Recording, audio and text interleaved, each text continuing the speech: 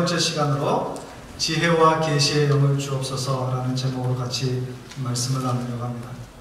우리가 지난주에는 바울이 에베소서 1장 3절부터 14절에서 아주 긴 하나의 문장으로 하나님께서 우리에게 베풀어 주신 모든 신령한 복에 대해서 찬송하도록 그렇게 말씀을 나눈 것을 우리가 같이 공부했습니다.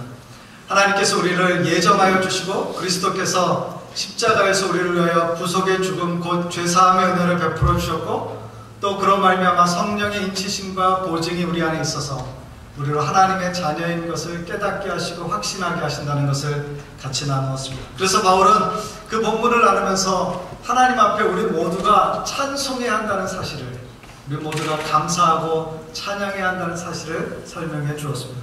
그리고 난 뒤에 바로 뒤를 이어서 오늘 읽은 함께 나눈 이 본문에서 바울은 우리로 하여금 하나님 앞에 그 은혜를 더욱 깊이 알아갈 수 있도록 기도하기를 격려하고 또 친히 우리를 위하여 먼저 하나님 앞에 기도의 모본을 보여주고 있는 것입니다.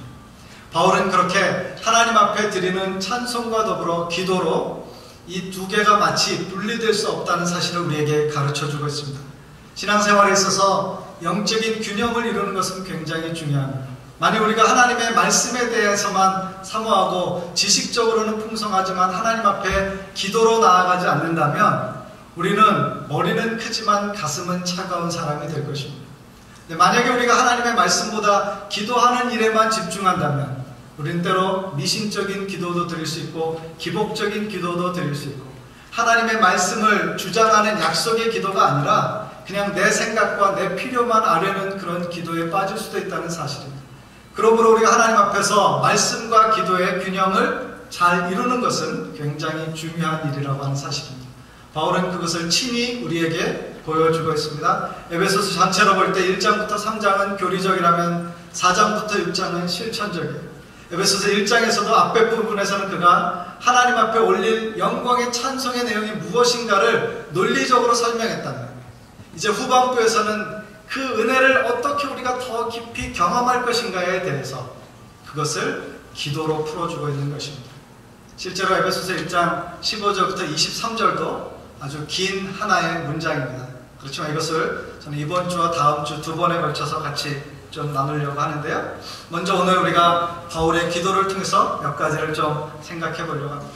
바울은 이 에베소 교회를 생각할 때마다 그의 마음 가운데 굉장한 감동이 있는 게, 왜냐하면 바울의 생애 가운데 그가 순회 선교사로서 머물렀던 기간이 가장 길었던 곳이 이 에베소입니다. 또 이 에베소는 오늘날의 터키에 있지만 그 도시에 가지고 있는 위치나 중요성으로 볼 때 굉장히 사역적인 열매를 많이 맺었을 뿐만 아니라 소아시아 7교회를 비롯한 주변 지역에 많은 영향을 미친 그런 교회이기도 합니다. 그런데 요한계시록 2장에 보면 이 에베소 교회를 향해서 하나님께서 한 가지 책망하신 것이 있었는데 그들이 처음 사랑을 잃어버린 것에 대해서 책망하신 것이 있습니다. 너희가 처음 사랑을 어디서 잃어버렸는지 생각해보고 다시 돌이켜서 그 사랑을 회복하라고 하는 것입니다. 그 처음 사랑이라고 하는 것은 무엇입니까? 그들이 하나님께로부터 은혜로 받은 구원의 역사를 다시 상기하는 것입니다. 신앙생활을 이렇게 오래 하다 보면 자기도 모르게 매너리즘에 빠지거나 타성에 젖는 일들이 쉽게 생겨집니다. 그래서 우리가 쉽게 생각할 때 그냥 적당히 해도 되겠지라는 생각, 아니면 그냥 경험상으로 흘러가겠지 이렇게 생각하거나, 아니면 우리의 마음에 주님을 향한 사모하거나 갈망하는 마음 없이 무미건조한 신앙생활을 할 수도 있고, 그래서 우리의 신앙생활이 굉장히 이렇게 나태해지거나 혹은 주님과 같이 걸어가는 그 친밀함을 깊이 경험하지 못하는 자리에 있을 수 있다는 사실입니다.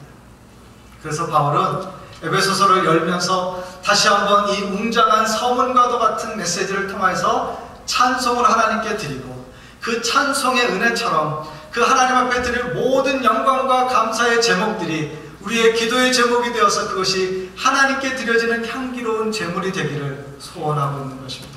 저 여러분이 그 은혜로 말미암아 얻은 구원을 확신하고 그것을 날마다 우리의 삶에서 더 깊이 경험하도록 하나님 앞에 기도하는 삶의 자리에 있어야 할 줄로 믿습니다. 바울의 기도를 통해서 세 가지를 같이 나누려고 하는데, 첫 번째는 하나님께 감사하십시오라는 것입니다. 하나님께 감사하십시오. 바울은 하나님 앞에 기도할 때 첫 번째 기도의 내용이 뭐냐면 내가 너희를 위하여 참 감사한다는 거예요. 여러분, 우리가 하나님 앞에 받을 것만 계산하지 마시고 하나님이 이미 주신 것을 기억하며 감사의 기도를 드릴 수 있기를 바랍니다. 하나님은 우리의 삶 가운데 우리가 셀 수 없는 수많은 것들을 이미 그분의 은혜 가운데 허락하여 주셨어요. 우리가 지금 어떤 부분에 있어서 결핍하고 부족한 것이 있어서 하나님을 사모함으로 그것을 구하고 있을지 모르지만, 그러나 그것보다 더 크고 놀라운 은혜를 하나님은 이미 우리의 인생 가운데 허락하셨고 부어주셨다는 것을 기억함으로 감사하는 것이 먼저 되어야 할 줄로 믿습니다. 바울은 이 에베소 교회 모든 성도들이 하나님으로부터 이런 신령한 복을 받은 것에 대해서 감사하는 거예요.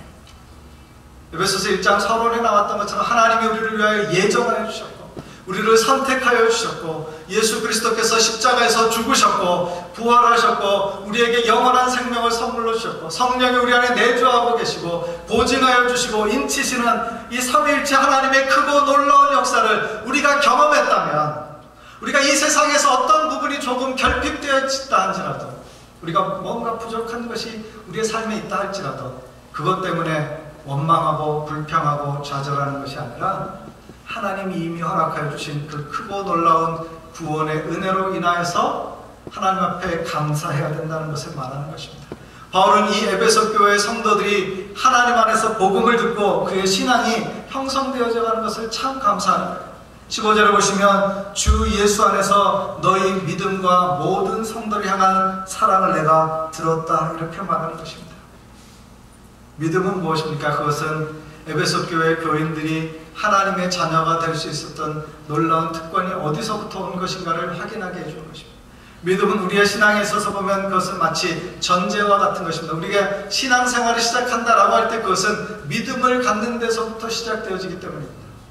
믿음은 우리의 신앙의 뿌리와 같은 것입니다. 그것은 겉으로 보기에 잘 보여지지 않을지 모르지만 그 뿌리가 견고하면 견고할수록 우리 인생의 어떤 상황 가운데서도 하나님을 붙들 수 있는 능력이 그 뿌리로부터 나온다는 것입니다.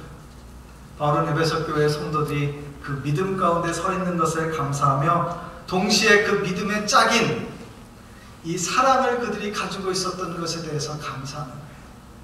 하나님 앞에 나아가는 자는 반드시 그가 계신 것과 그가 자기를 믿는 자들에게 상 주시는 이심을 믿어야 한다고 했습니다. 하나님 앞에 나아갈 때 믿음이 없이는 하나님을 기쁘시게 하지 못한다고 성경은 기록해 놓았어요. 하나님 앞에 믿음으로 나아가야 합니다. 그러나 믿음만이 있는 것이 아니라 이 믿음이라고 하는 것은 그 다음에 동전의 양면과 같이 사랑이라고 하는 것을 통해서 표현되어진다라고 하는 것입니다. 믿음은 하나님과 우리 사이에 수직적인 관계를 말한다면, 사랑은 하나님 안에서 우리가 수평적으로 다른 그리스도인들과 다른 사람들과 나누는 관계를 말하는 것입니다. 우리가 신앙 안에서 같은 믿음을 가진 사람이 되고 또 같은 사랑을 가진 공동체로 모였을 때 우리가 그 안에서 경험할 수 있는 놀라운 은혜가 바로 이 사랑의 은혜가 된다라고 하는 것입니다. 사랑은 믿음을 구체적으로 표현하는 것입니다.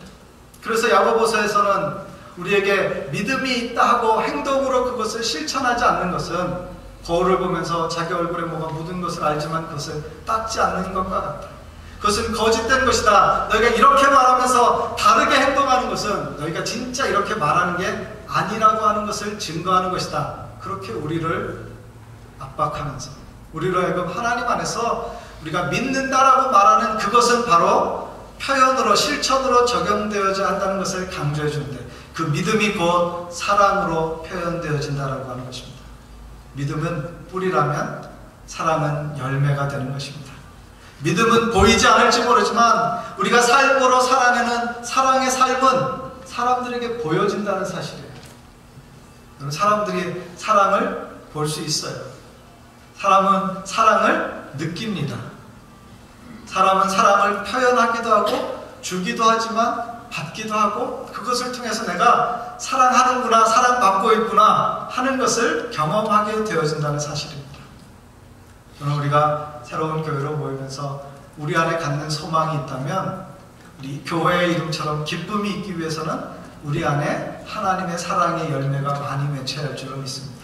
우리가 서로를 대할 때 그리스도 안에서 하나님이 우리에게 주신 가족이다, 영적인 가족이라고 하는 깊은 연대감과 유대를 가지고 우리가 한 사람도 우리 안에서 놓치지 않고 사랑의 그물로 엮어서 더 깊은 사랑을 경험하는 그런 교회 공동체가 되시기를 바랍니다.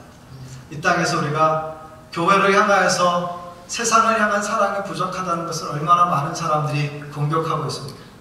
사실은 교회가 세상을 향한 사랑이 부족할 수밖에 없는 이유가 뭐냐면 우리가 교회 안에서 그 사랑도 제대로 경험하고 있지 못하기 때문입니다.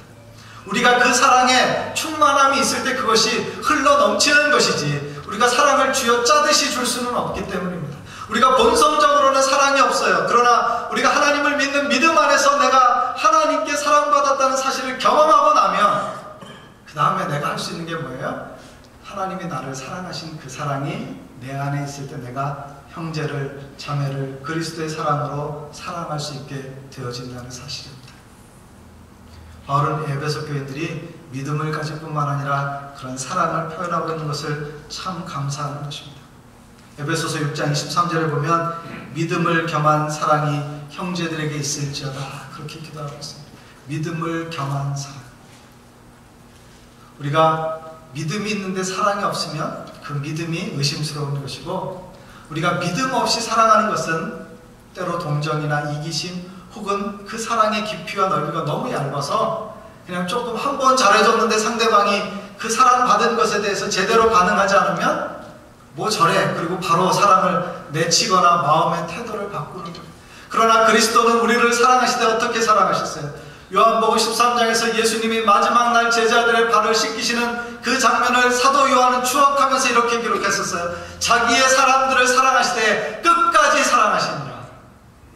저와 여러분이 하나님 안에서 받은 사랑이 그 사랑이고 우리가 하나님 안에서 누릴 사랑이고 하나님 안에서 나눌 사랑은 바로 끝까지 사랑하시는 하나님의 사랑인 줄 믿습니다. 우리는 사랑이 없을지라도 하나님의 사랑으로 우리가 더 많이 사랑합니다.